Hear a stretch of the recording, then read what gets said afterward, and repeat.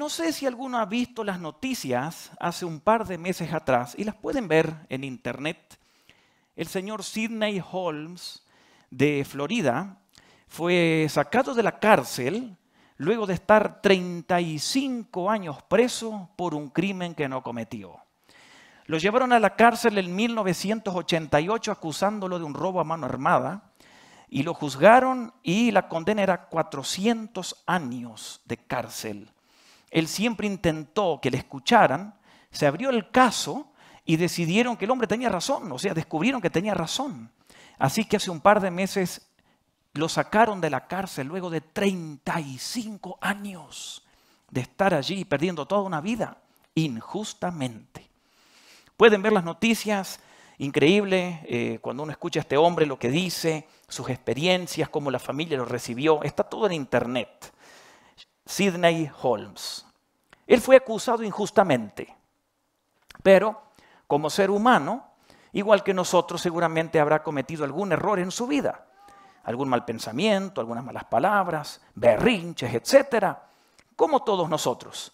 Pero quiero que brevemente pensemos en alguien que fue arrestado y nunca cometió un pecado, un arresto injusto, pero que al final fue muy feliz para muchos de nosotros o para todos. Y es el arresto de Jesucristo que encontramos en el Evangelio de Juan capítulo 18. Estamos estudiando el Evangelio de Juan y comenzamos a ver lo que Juan relata de la pasión o sufrimiento de Jesús, que comienza a partir del capítulo 18 de este Evangelio. Antes de leer lo que allí dice del arresto, y que vamos a ver quiénes lo arrestaron, vamos a ver la reacción que tuvo Pedro en ese momento y qué aprendemos de Jesús para nosotros hoy en su arresto.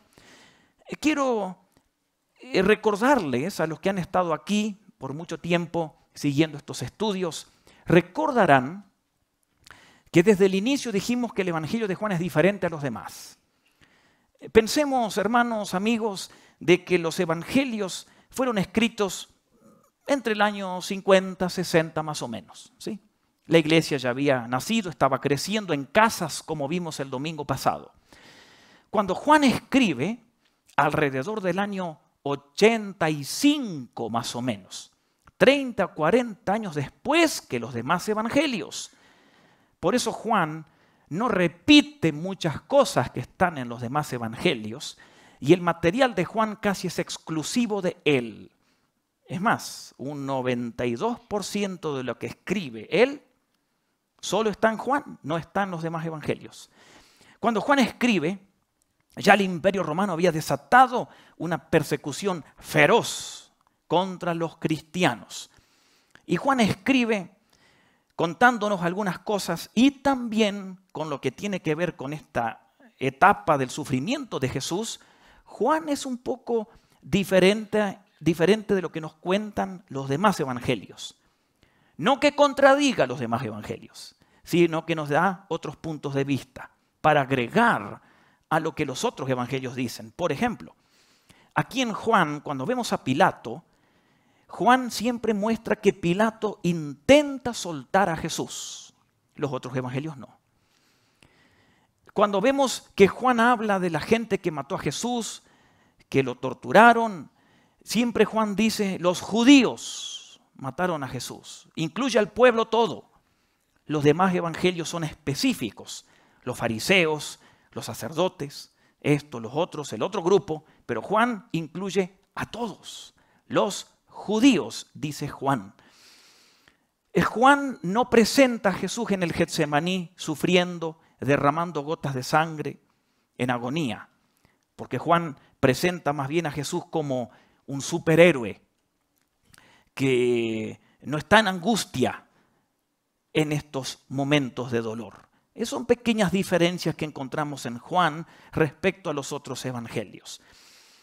Aquí la pasión de Jesús o el sufrimiento, Juan comienza el relato en Juan capítulo 18 y quiero leerles estos versículos para notar y empezar a tener un panorama de lo que sucedió allí en el huerto cuando a Jesús lo arrestan. Y dice así Juan 18 del 1 en adelante. Cuando Jesús terminó de orar, salió con sus discípulos y cruzó el arroyo de Cedrón. Al otro lado había un huerto en el que entró con sus discípulos. Juan 18:2. También Judas, el que lo traicionaba, conocía aquel lugar. ¿Por qué? Porque muchas veces Jesús se había reunido allí con sus discípulos. Verso 3. Así que Judas llegó al huerto, a la cabeza de un destacamento o de una compañía de soldados y guardias de los jefes de los sacerdotes y de los fariseos. Y llevaban antorchas, lámparas y armas. Jesús, que sabía todo lo que le iba a suceder, le salió al encuentro. O sea, Jesús no los esperó. Le salió al encuentro. ¿A quién buscan?, les preguntó. A Jesús de Nazaret, contestaron. Yo soy. Judas el traidor estaba con ellos. Cuando Jesús les dijo yo soy, dieron un paso atrás y se desplomaron, se cayeron. ¿A quién buscan?, volvió a preguntar Jesús.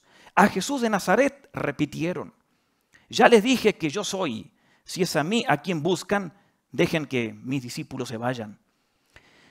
Esto sucedió para que se cumpliera lo que había dicho: de los que me diste, ninguno se perdió. Ahora noten el verso 10. Simón Pedro, que tenía una espada, porque la gente era acostumbrada a llevar una espada en aquella época, él la desenfundó e hirió al siervo del sumo sacerdote, cortándole la oreja derecha.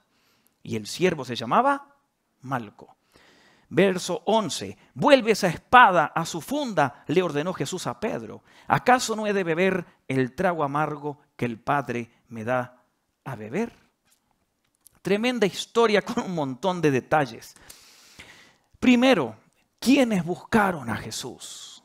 Noten ustedes, toda la compañía de gente que buscó a Jesús como si fuera un criminal. Tenemos el primero en la cabeza, Judas, el que salió en la noche de la Pascua a entregar o a venderlo. Judas. Luego dice allí el versículo 3 que era un destacamento de soldados que iba. Esto era una cohorte o una compañía de soldados romanos, obviamente, que gobernaban allí, que estaban en Jerusalén. La compañía era de 600 soldados muy bien armados y entrenados. ¿Quiénes más habían ido allí? Guardias, dice el verso 3, de los jefes de los sacerdotes y de los fariseos. Ellos eran la policía, la seguridad privada que tenían los fariseos y sacerdotes. Un montón de soldados también. También fueron sacerdotes y ancianos del Sanedrín, que era la corte de justicia judía. Eso lo dice Lucas 22:52, que también habían sacerdotes y ancianos. Así que estamos hablando de que posiblemente eran 800 personas que fueron, dice allí, con antorchas, lámparas y armas a buscar a Jesús. Como un criminal. Como si Jesús les iba a presentar resistencia. Y es interesante que van con espadas para arrestar al príncipe de paz. Es interesante que van con arpas para arrestar al príncipe de paz. Con lámparas, antorchas. Aquel que dijo, yo soy la luz del mundo. Qué increíble, qué paradoja todo esto. Ellos van con, Judas va con todo un ejército. Porque ni Judas ni la gente habían interpretado el mensaje del Señor Jesucristo y lo que el Señor Jesucristo les había dicho, que Él vino para morir. Ellos pensaron que Jesús y los discípulos iban a ofrecer resistencia, que se iban a oponer. Pero no, malinterpretaron todo el ministerio de Jesús. El mismo Señor Jesucristo horas más tarde le dijo a Poncio Pilato, aquí en Juan 18, verso 36, mi reino no es de este mundo. Si lo fuera, mis propios guardias pelearían para impedir que los judíos me arrestaran, dijo Jesús. Él en ningún momento ofrece resistencia, en ningún momento Él se opone a que lo agarren, lo atrapen. Qué interesante nuestro Señor. Y allí van todos con armas, con lámparas, para buscarlo. No habían entendido Ellos, lo que dice Zacarías 4:6, no es con ejército ni es con espada, sino con tu Santo Espíritu nuestras luchas y batallas.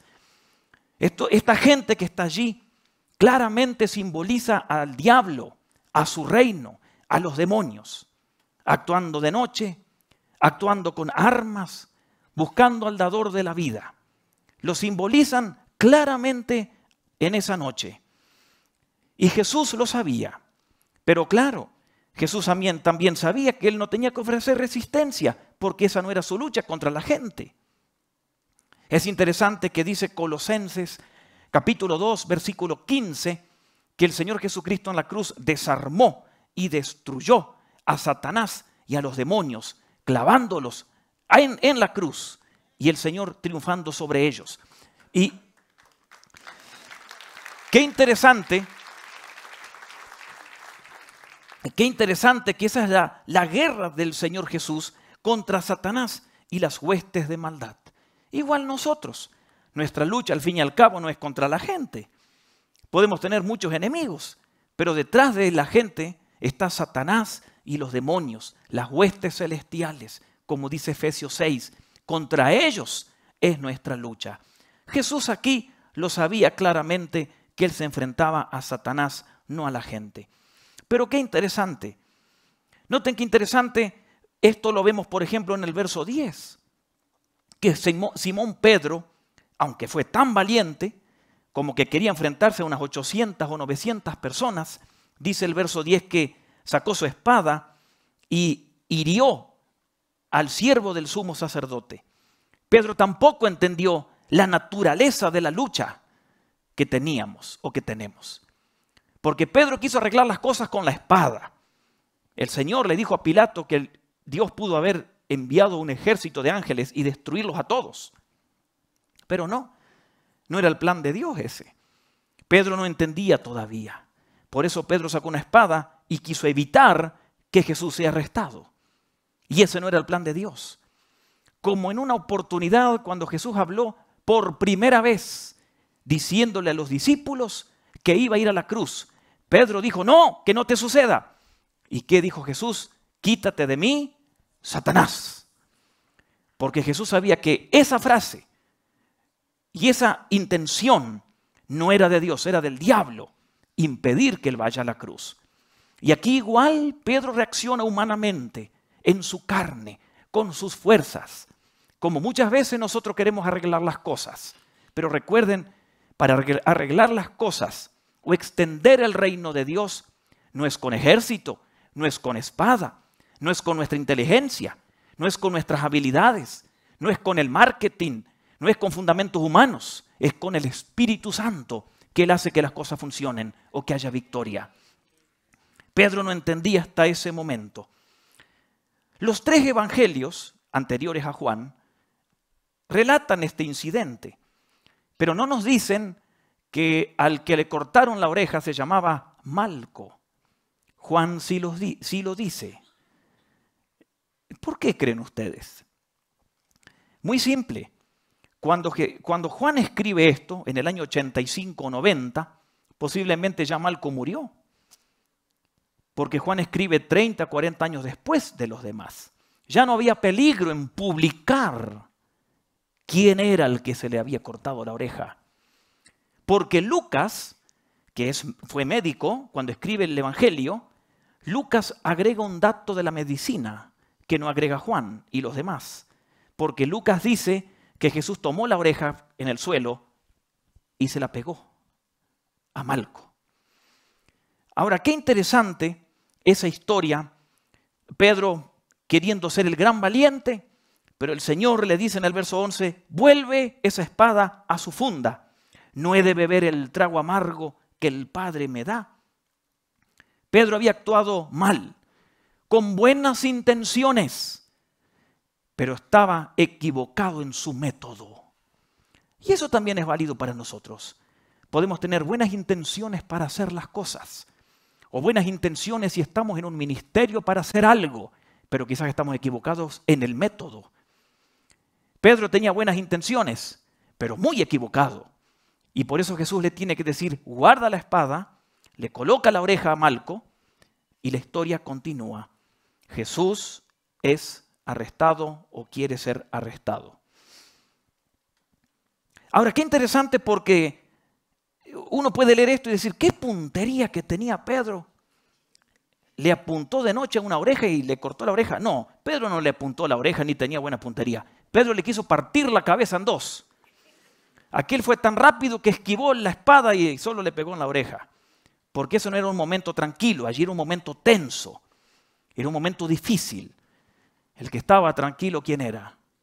Jesús. El que controlaba todas las situaciones era Jesús. ¿Y qué aprendemos de nuestro Señor en esta historia? Qué interesante, porque cuando leemos la historia nos empieza a llamar la atención lo que sucede allí en el versículo 4. Noten ustedes, versículo 4, Jesús sabía todo lo que le iba a suceder. Le salió al encuentro. Juan no nos presenta a Jesús como una víctima que no sabe qué hacer y como vienen mucha gente armada, lo arrestan. En ningún momento. El que está en control en este relato de todo es Jesús. El que habla es Jesús. Y el que da órdenes es Jesús, aunque es arrestado. Él está en control, porque Él sabía todo. Porque Él sabía lo que le tenía que suceder. Como ser humano, claro, habrá leído salmos, y el Salmo 41:9 dice que un discípulo lo iba a traicionar. Él lo sabía. Por eso en Juan capítulo 6, hay una historia allí, en este evangelio, en Juan capítulo 6, donde en el verso 64 Juan dice que Jesús conocía desde el principio quiénes eran los que creían en Él y quién le iba a traicionar.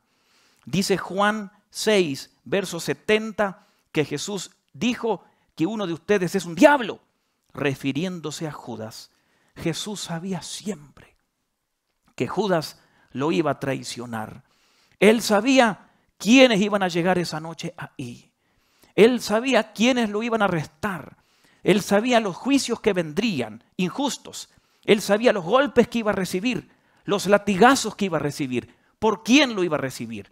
Él sabía cuántos clavos le iban a clavar. Él sabía absolutamente todo. Y eso puede ser terrorífico para una persona que no tiene a Cristo, porque Jesús sabe todo de esa persona. Pero si tenemos a Jesús en el corazón, puede darnos tanto ánimo y tanto consuelo saber que el Señor sabe todo, que a pesar de que sabe todo, permite que le adoremos. Él sabe todo y sabe las luchas por las cuales pasamos. Él sabe todo y sabe nuestros fracasos, nuestras debilidades, nuestros triunfos también. Él sabe todo, sabe lo que nos va a venir mañana. Y cuando mañana llegue una sorpresa a nuestras vidas, podemos vivir en paz, porque aquel Señor sigue sabiendo absolutamente todo. Y aquí Él muestra ese conocimiento que tiene. Dice Juan, Jesús sabía todo. Lo otro que notamos aquí es la autoridad que tiene Jesús. Noten ustedes que Jesús les sale al encuentro, dice el verso 4, y Jesús, antes que ellos hablen, Jesús dice, ¿a quién buscan? Esto es fabuloso. Ahí están los soldados mejores armados de aquel entonces, los soldados romanos. Un destacamento completo, con armas, la policía del Sanedrín, todos armados, buscando a un criminal, pensando que se iba a resistir. Y Jesús se les aparece, y Jesús, sabiendo todo, les dice, ¿a quién buscan? Y ellos obviamente responden que es a Jesús de Nazaret. Y Jesús muestra su autoridad diciendo esa frase, yo soy. Los que han estado aquí desde hace meses, recuerdan que hemos estudiado estas frases que menciona el Evangelio de Juan. ¿Que son cuántas?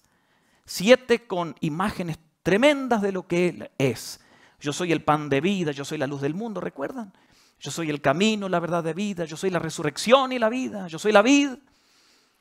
Y hemos dicho que ese yo soy es la frase que utiliza Dios cuando se le apareció a Moisés en el libro de Éxodo capítulo 3. Cuando Moisés le dice, ¿quién eres? Y Dios dice, yo soy.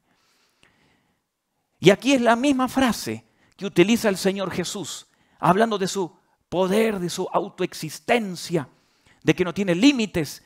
Y cuando pronuncia la frase, todos los soldados entrenados, fuertes, armados, caen al suelo.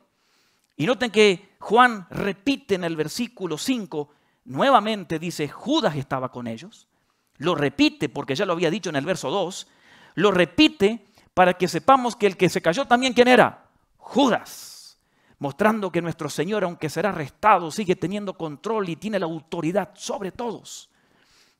Ese carpintero a quienes venían a arrestar con armas, dijo 2 palabras y cayeron al suelo. Y sin esperar que cuando se levanten se pregunten, oiga, ¿tú te caíste? Oye, ¿tú te caíste? Es que Jesús les vuelve a preguntar en el verso 7, ¿a quién buscan? Porque Jesús no les da tiempo para que ellos reaccionen y que salgan huyendo. Porque Jesús quiere que ya lo arresten, porque esta es su hora. Y Jesús toma la iniciativa en todo momento y está en control de lo que allí sucede. Y les vuelve a decir a quién buscan. Y luego le vuelven a decir a Jesús. Y Jesús dice, bueno, acá me tienen. Dejen que mis discípulos se vayan. ¡Qué protección! Y ahí lo dejan solo. Y Jesús es el que está controlando su propio arresto. Con total autoridad. Total autoridad. No se escondió. Él sigue teniendo esa autoridad hoy. Así como vimos que Él sabía todo y sabe todo de nosotros hoy. Él sigue teniendo esa autoridad que demostró allí hoy. Cuando nosotros decimos algo es imposible, Él dice todo es posible para mí. Nosotros que escuchamos que nada es, o que algo es imposible continuamente. Que mi hijo no va a poder estudiar esto, que no voy a poder hacer ello, que no voy a poder aprender inglés. ¿Quién dijo eso, que no se puede? Nuestra mente. Y el diablo que pone límites. Dios dice, todo es posible para mí. Para los que creen, todo es posible, dice en otro texto. Cuando tú dices, estoy cansado, Dios dice, yo te haré descansar. Eso es su autoridad. Cuando tú dices, ya no puedo más con esta enfermedad o con este problema, Dios dice, mi gracia es suficiente cada día. Cuando tú dices, estoy angustiado, Dios dice, yo estoy contigo todos los días. Cuando tú dices, no puedo resolver las cosas, Dios dice, yo dirijo tus pasos. Cuando tú dices, no soy capaz, Dios dice, yo soy capaz. Y cuando tú dices que no eres capaz, me dejas a mí actuar a tu favor. Cuando nosotros decimos, no es como yo esperaba, Dios dice, todo tiene un propósito. Cuando tú dices, yo no me puedo perdonar, Dios dice, yo te perdono. Cuando tú dices, tengo miedo, Dios dice, yo no te he dado un espíritu de cobardía. Cuando tú dices, siempre estoy preocupado, Dios dice, echa tu ansiedad sobre mí. Cuando tú dices, soy un tonto, soy una tonta, Dios dice, tú eres sabio. Cuando tú dices, estoy solo, Dios dice, no te dejaré ni te desampararé. Cuando tú dices, no tengo nada, Dios dice, yo te daré todo lo que te haga falta. Su autoridad continua en nuestras vidas. Usémosla, aprovechémonos de Él. Él es nuestro Emmanuel que está con nosotros. Sabe todo, tiene autoridad. Y lo otro que vemos aquí es la obediencia del Señor. Una obediencia total. Miren en el versículo 11, cuando le dice a Pedro que guarde su espada, Jesús dice, no voy a beber este trago amargo, tengo que ir a la cruz. Pedro, guarda la espada, yo tengo que morir. Una obediencia total al Padre. ¿Por qué? Por amor a cada uno de nosotros. El mismo Jesucristo le dijo a Pilato aquí en el capítulo 18, verso 37, para esto he venido a esta tierra. Ese era su propósito, esa era su meta, ese era su objetivo, morir. Y Jesús lo sabía. Sabía que esa era la hora, por amor a nosotros. No tendríamos a nadie que pagara el precio por nosotros. Nosotros merecíamos morir, porque la paga del pecado es muerte. Alguien tenía que morir. Y si Jesús no hubiese sido arrestado y llevado a la cruz, nosotros quedamos indefensos, quedamos sin opción de salvación. Por eso Él va a la cruz como nuestro reemplazo. Él es nuestro sustituto, que murió haciéndose pecador por nosotros. Un arresto injusto, pero con un gran final feliz. Si Él no hubiese ido a la cruz, no tendríamos un mediador entre Dios y nosotros. Nosotros no precisamos un cura o sacerdote o virgen o pastor para interceder por nosotros. Cada hijo de Dios tiene el acceso libre, dice Hebreos, para orar y acercarse confiadamente al trono de la gracia.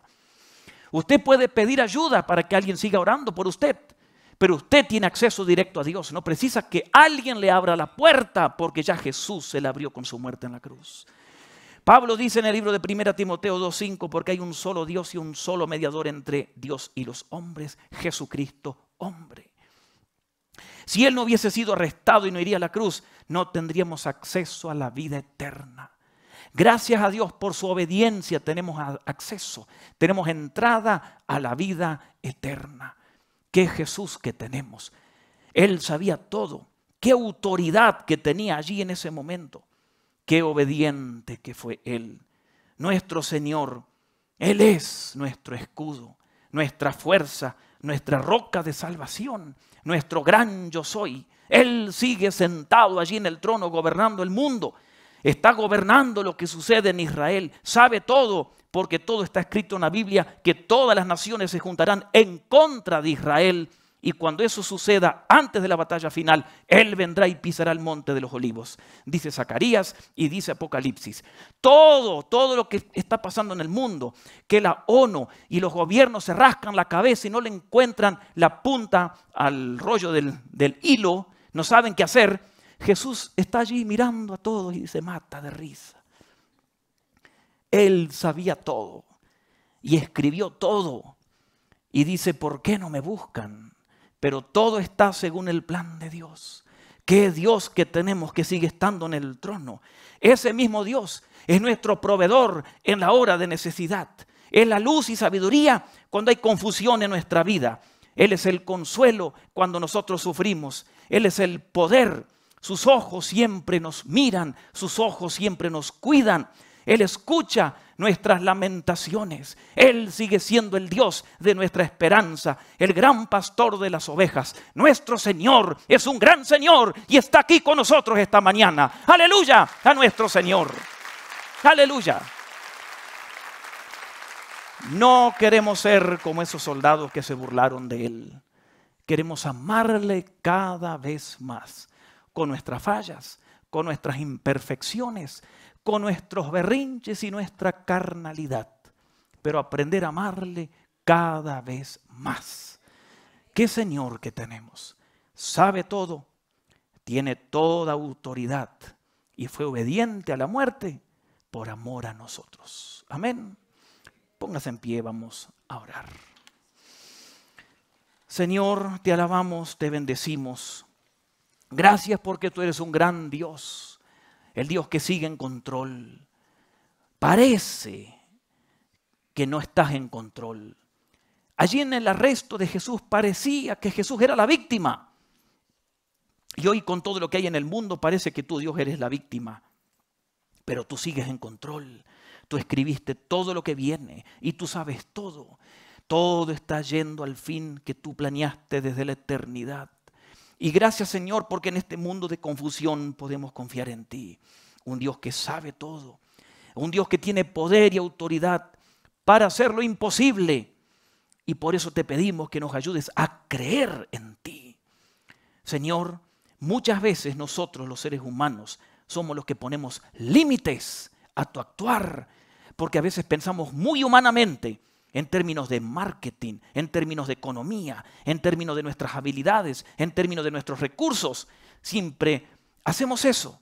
Y tú dices en tu palabra que no hay nada imposible para ti. Ayúdanos a vivir con esa filosofía. Ayúdanos a vivir que cuando un hijo dice voy a estudiar esto, nosotros creamos que tú lo puedes hacer. Y no le pongamos límites, sino que en tus manos no hay límites. Ayúdanos, Señor, a creerte, porque tú eres un Dios que tiene autoridad. Un Dios que allí esos soldados bien entrenados romanos con 2 palabras los tiraste al suelo. Ese es tu poder, esa es tu autoridad. Y si hubieses querido, los hubieses matado a todos. Ayúdanos a confiar en ti, en el diario vivir, cuando hay enfermedades, cuando hay problemas económicos, etc. Ayúdanos, Señor, a creer que eres un Dios que todo lo sabe. Y eso nos va a ayudar a vivir en paz, tranquilos, con una fe creciente cada día más. Señor, gracias porque fuiste a la cruz voluntariamente, por amor a cada uno de nosotros. Y hoy podemos tenerte en el corazón y celebrarte y estar seguros de la vida eterna, porque fuiste obediente. Ayúdanos a ser más obedientes. Ayúdanos a ser más fieles a ti. Y que, Señor, si tropezamos, ayúdanos a levantarnos.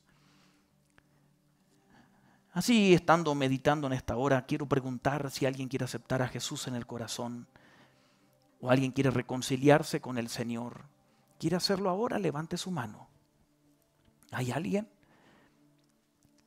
Quizás alguien quiere aceptar a Jesús o reconciliarse, que está mal en su relación con Dios. ¿Quiere hacerlo? Levante su mano. Queremos que todos salgan en paz, sin peleas con Dios.